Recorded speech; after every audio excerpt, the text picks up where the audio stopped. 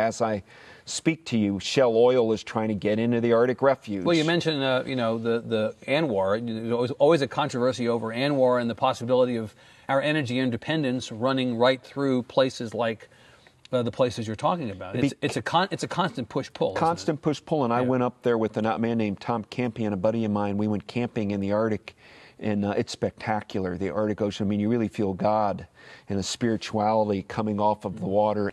We have Yellowstone, Yosemite, the Everglades. Well, the Arctic refuge is ours, but it takes vigilance to protect it, because once oil was discovered there in the 1960s, everybody wants to break into the refuge boundaries, when really it's much more valuable for future generations as wild land. So your position, having studied this, having spent time there, is that we should not disturb the pristine nature of this part of the world? I would say leave it alone and don't molest it. Even though people say that there is oil that is rightfully ours that would allow us to decouple ourselves from people who wish us harm overseas. Not going anywhere, the oil, and if we're claiming that we're running up debts for our kids, then you can give them the Arctic with the oil in it. We don't need it right now, and it's, as you saw from the BP spill in the Gulf of Mexico, it's not safe. They don't know how to do deep water drilling, and it would literally ruin the main polar bear denning area where Shell's trying to put on platforms now. I don't get into that argument here with Shell. What I do show is that this Arctic refuge had great champions. One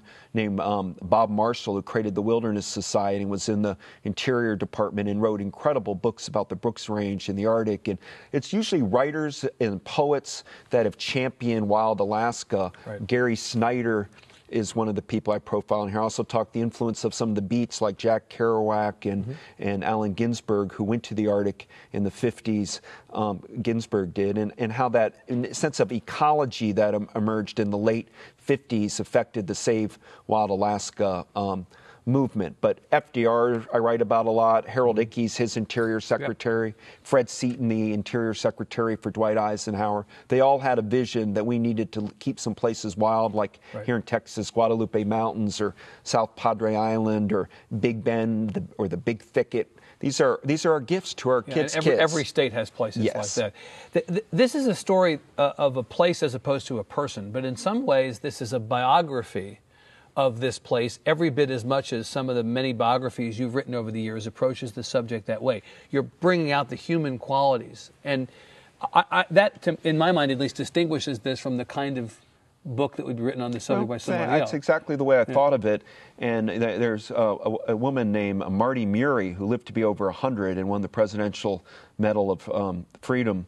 And she got married up in the Arctic with her husband, and they lived all over, but went by dog sled on their honeymoon up there in the 1920s, and she lived all the way to the 1980s. And Margaret Murray wrote wonderful books about the Arctic, and she became a protectorate of the land, trying to teach people that, just like deserts, they're not wastelands. These are very sensitive and fragile and important environments, and I'm just so happy we have it and have been able to preserve it. But also, Alaska does get people on the cruise lines that I begin the book with John Muir seeing the glaciers, and the glaciers are melting in Alaska right now. Now, whether you want to call it global warming or what do you whatever call it? I think it's global warming. I think there's climate change. They're melting. I mean, ask somebody like Lisa Murkowski, who's a Republican, will tell you it's a concern. Places that John Muir wrote about are disappearing.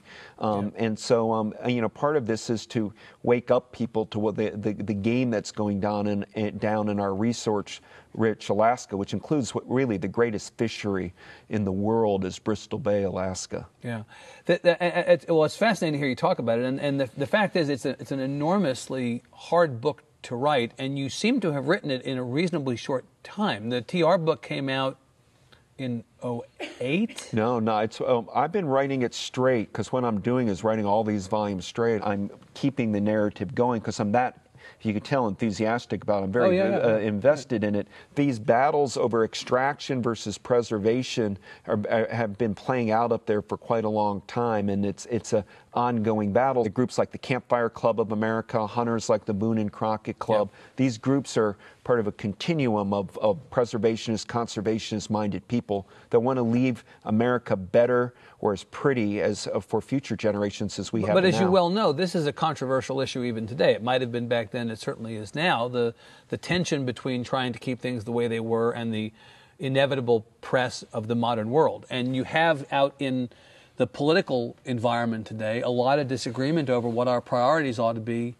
nationally. And you've been a commentator about contemporary politics and affairs for some time. What do you think about this? Well, I think that they've, the Grand Canyon, they found zinc and copper and people wanted to mine it, and Theodore Roosevelt said no. The railroad industries wanted to cut through Yellowstone.